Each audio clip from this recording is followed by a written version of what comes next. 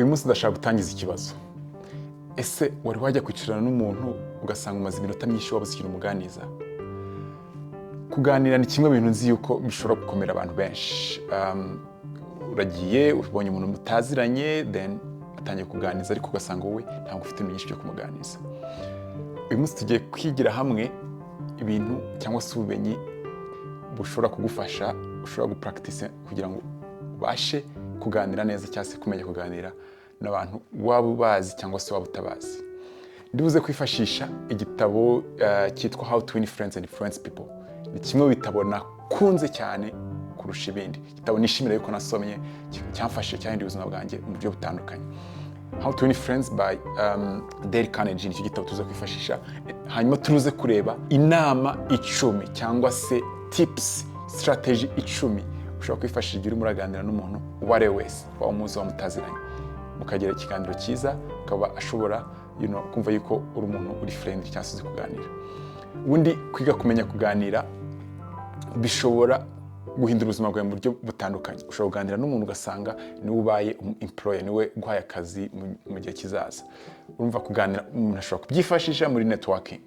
Ushobora kuganira n'umuntu ugasanga niwe uzaba umukunzi wawe. Kuganira n'umuntu ugasanga niwe ukugiri ubaye best friend cyangwa se niwe mubaye inshuti bitewe n'uburyo mwatangiye mwagiranye ikiganiro.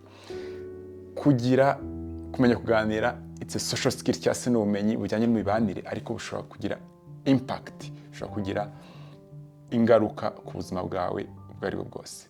Ese ni bihe bintu 10 ndibuze gukora mu gitabo cya Dale Carnegie umuntu yakwifashisha igihe ashaka kumenya kuganira? Nitwa Ugamije psychologist. Niba gukora subscribe, like, share na comment.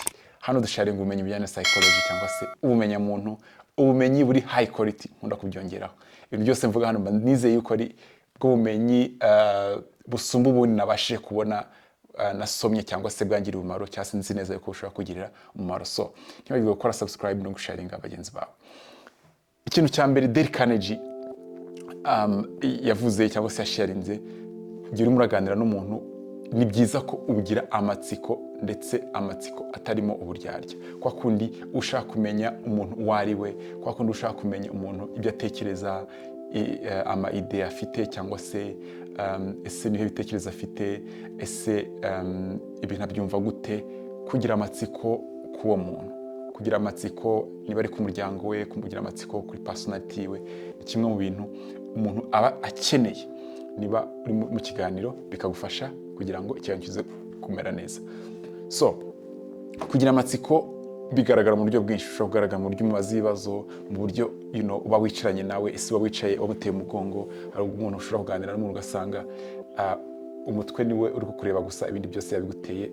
Ariko iyo ufite amatsiko cyangwa se ushaka kumenya umuntu uko ateye, hari ubwo na body language cyangwa se uko umubiri wawe uteye nabyo birabigaragaza ku buryo nabyo abisensinga. So kugira amatsiko atari mu buryarya ni kimwe mu bya mbere ugomba kwitaho.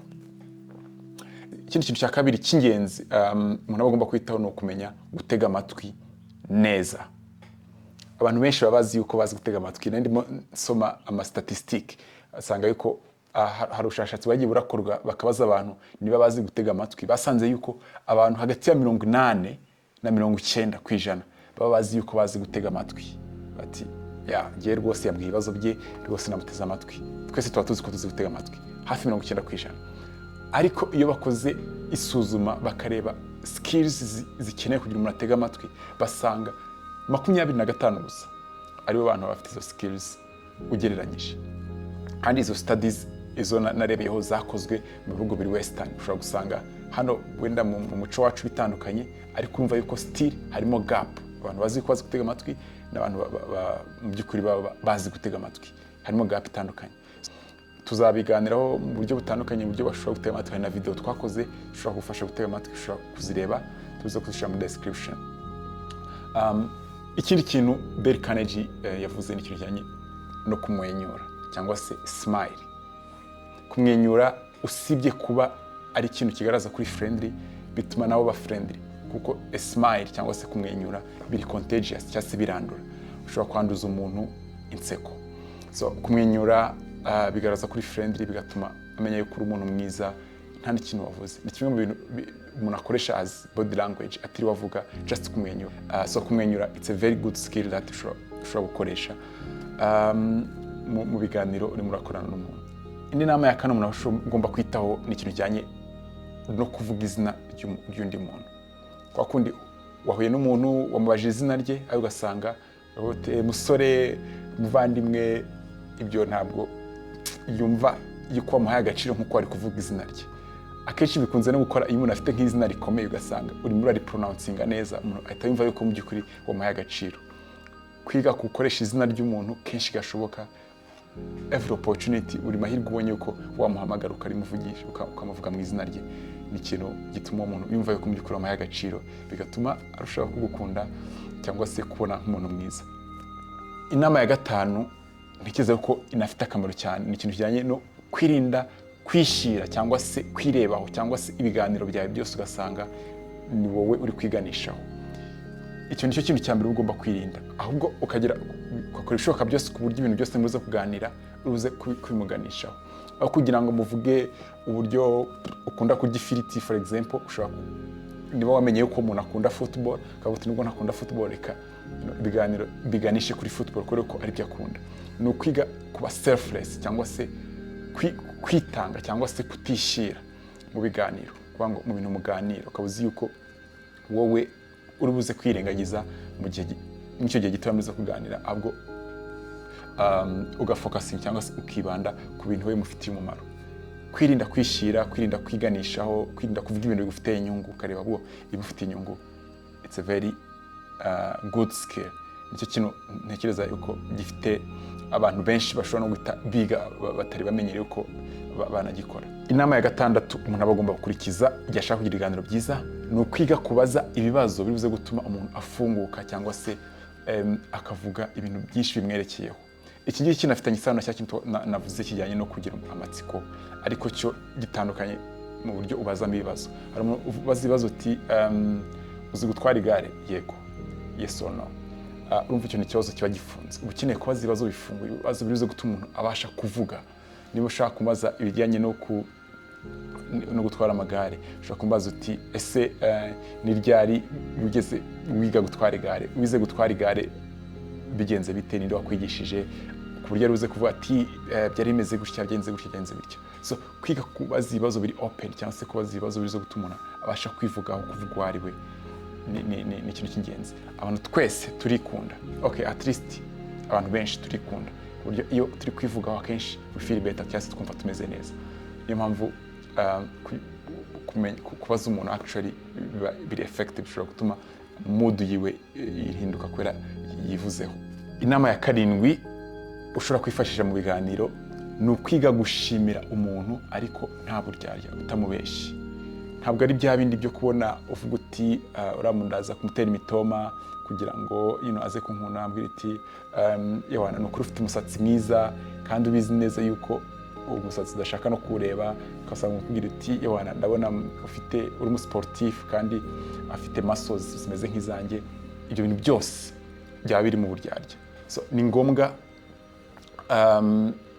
kwiga gushimira umuntu mu buryo butari mu buryarya. Niba ubonye ikintu avuze ukavuga uti wow, nishimiye yuko icyo kintu kimbwiye, ntabwo icyo kintu nari nkizi, akunguye ikintu uramushimiye. Urakoze kumbwira uwo muntu, aho actually ntabwo nari muherutse, nzamuvugisha muri no minsi. Kwiga kumushimira mu tuntu dutoya ariko mu buryo buri bwo apana uburyarya, kimwe bintu umuntu aba agomba kugerageza gukora mu biganiro agenda akora. Tugeze ku kintu cya munani. Ikintu cya munani ni ikintu kijyanye no kwiga kumunenga cyangwa se kumukriticizinga. Abantu benshi twarabigize habit, ni ikintu tumenyereye. Umuntu avuga ikintu agatanga igitekerezo, ariko nawe ibintu uvuga ugasanga utangiye gushaka amakosa. Kwiga kudashaka amakosa mu bintu muravuga ni kimwe mu bintu ingenzi niba ushaka kuganira, cyane cyane uri muraganira n'umuntu mutaziranye. Avoid criticism at all cost. Irinde ko wamunenga cyangwa se wamushaka amakosa mu buryo ubwo ari bwose bushoboka. Iyo umuntu abaye criticized twese twumva tutishimye. Umuntu arimo arareba amakosa yanjye, ntabwo binshimisha. Ntabwo ntekereza yuko ushaka iyo experience yuko utashimishije umuntu noneho ku munsi wa mbere mwanahuye. Niba uvuze ibintu utishimiye, ushobora kuvuga uti okay, ibyo bintu ntabwo nari mbimenyereye, cyangwa se abantu benshi bashobora kutemeranya nabyo, ariko icyo nemeranya nawe ni iki n'iki, ukareba ibintu wemeranya nabyo mu byo yavuze byose akaba ari byo wemeranya nabyo, kugira ngo uze kumukriticizinga. Kwiga kutakriticizinga it's very important. Ikindi kintu cya cyenda gisa nk'icyo ngicyo ni ikintu kijyanye no kwiga kutamuburanya cyangwa se kutaburana. Hari abantu dukunda debates ku buryo iyo ubonye ikintu ufite ibitekerezo ushaka kudibetinga uba uvuze ati ndatomboye wana ngiye kugenda mutsinde, ngiye kugenda yana mwereka yuko mfite ibitekerezo bya danje. So kwiga kutaburana actually it's very very key, ni kimwe mu bintu dukeneye cyane, kubera yuko akamaro debates cyangwa se kuburana ni ugutsinda, kandi ntabwo ntekereza yuko gutsinda argument ugatakaza inshuti ari cyo kintu cyiza. Akenshi iyo argument nk'iyi ije biba byiza iyo acknowledges cyangwa se uhaye agaciro ibyo umuntu arimo aravuga, then ukavuga yuko hari abantu benshi bashobora kwemeranya nawe, then cyangwa se niba hari ibintu nawe wemeranya nawe ukemeranya nawe, ariko ukirinda kubiba debate cyangwa se biza kuba debate. Ushobora no kubwira uti nge nemera ibi n'ibi ariko nibyo byawe nabyo ndumva bishoboka, as a way to have a common ground. Mutaza kurangiza ikiganiro avuga ati arantsinze uriya muntu azi kuburana, ntabwo ushaka gutsinda. Cyakora intego yawe kugira ngo umutsinde, intego yawe atari kugira ngo mugire ikiganiro cyiza, ushobora gukoresha arguments. Ikintu cya nyuma gikunze no gukomera abantu benshi, ariko ntekereza yuko kiri key mu biganiro byawe byose, ni ukujya wemera ikosa, kwiga kwemera ikosa aho ubona yuko wakoze ikosa. Akenshi ibi ngibi ni ibintu bidukomerera, it's very harsh. Kwiga kwemera ikosa it's a very difficult skill to learn ku bantu benshi. Ku bantu benshi ni ibintu bigoye kubyiga, ariko ni ibintu bigaragaza maturity, ko ukuze, ko ufite emotional management, kuko kwemera ikosa bishobora gutuma wumva uri hasi cyangwa se kumva ko wakoze ikintu kibi, ariko kwemera ikosa anone bigaragaza yuko izo emotions uri umuntu ushobora kuzimanaginga.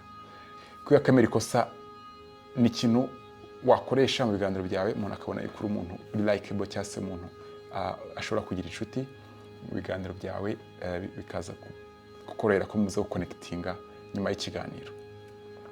Tuganiriye ibintu 10 wakwifashisha mu kuganira n'umuntu, bikaba bishobora gutuma ugira ikiganiro cyiza, ndetse uwo muntu akabasha kugukunda cyangwa se kwiyumvamo mu buryo mushobora kubana inshuti.